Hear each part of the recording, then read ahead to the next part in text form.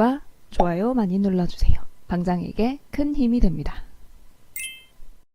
안녕하세요, 홀릭입니다. 먼저 미국의 연준이 국채와 MBS 매입을 무한대로 확대한다는 소식을 지난번에 전해드렸는데요. 이번에는 우리 한국은행도 양적 완화를 무제한으로 한다는 소식이 있었습니다.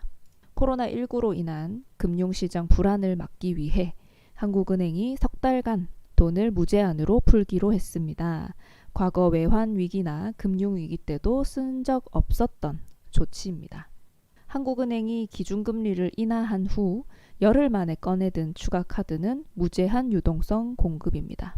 다음 달부터 6월까지 매주 금융기관이 일정 기간 뒤 이자를 붙여 되사는 조건으로 파는 채권인 환매 조건부 채권을 새로 돈을 찍어서라도 무제한 사들이겠다는 겁니다.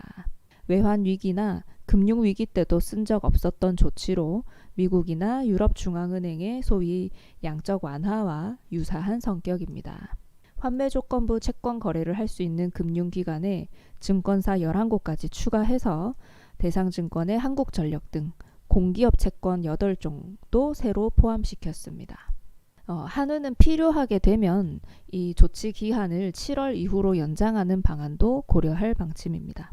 한은의 원화 공급 확대에 이어 정부는 은행들의 외화 유동성 확충 대책을 내놨습니다. 단기 차입 등으로 들어오는 외화 자산에 몰리는 부담금 등 규제를 줄이는 게 골자입니다.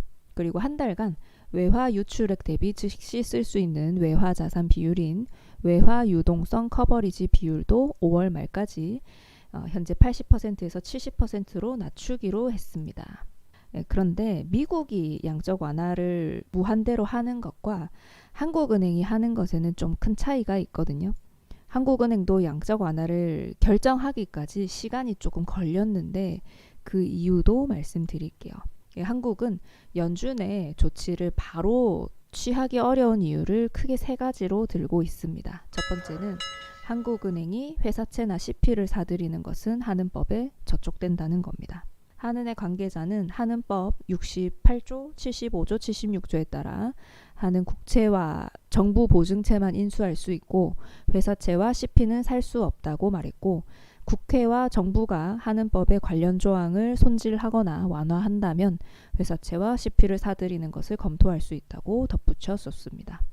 그리고 두 번째는 중앙은행이 CP나 그 회사채를 사들여서 손실을 보게 되면 결국은 국민의 부담으로 돌아오게 됩니다. 중앙은행의 손실은 결국 세금으로 메울 수밖에 없거든요.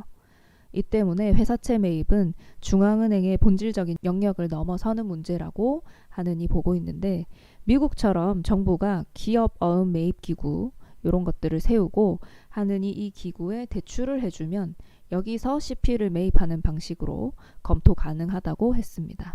다만 이 경우 CP 매입의 주체가 사실상 정부가 되기 때문에 국회의 승인을 받아야 하는 문제가 남아 있습니다.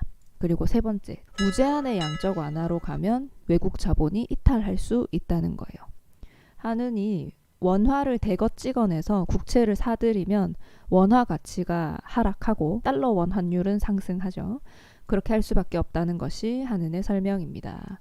원화 가치가 떨어지면 달러를 원화로 바꿔 한국에 투자하고 있는 외국인 투자자들이 손실을 발생하게 되고 외국 자본이 빠져나가게 되면 또 다른 위기가 닥칠 수 있어요. 이것 때문에 기축통화국이 아닌 국가에서는 기축통화국과 가통화 정책을 펴는데 대단히 신중해야 한다고 지적했습니다. 이렇게 이제 양적 완화를 했을 때 오는 부작용도 큰 만큼 현재 상황이 얼른 마무리되기를 바라는 마음입니다.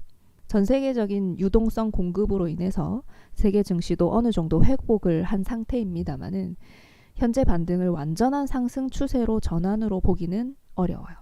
아직 바이러스는 확산세를 띠고 있기 때문입니다. 시장 대응하실 때 항상 전체적인 흐름을 판단하고 그 안에서 단타든 중기든 해나가시는 게 좋을 것 같습니다. 파생 투자자님들께 도움이 되었길 바랍니다.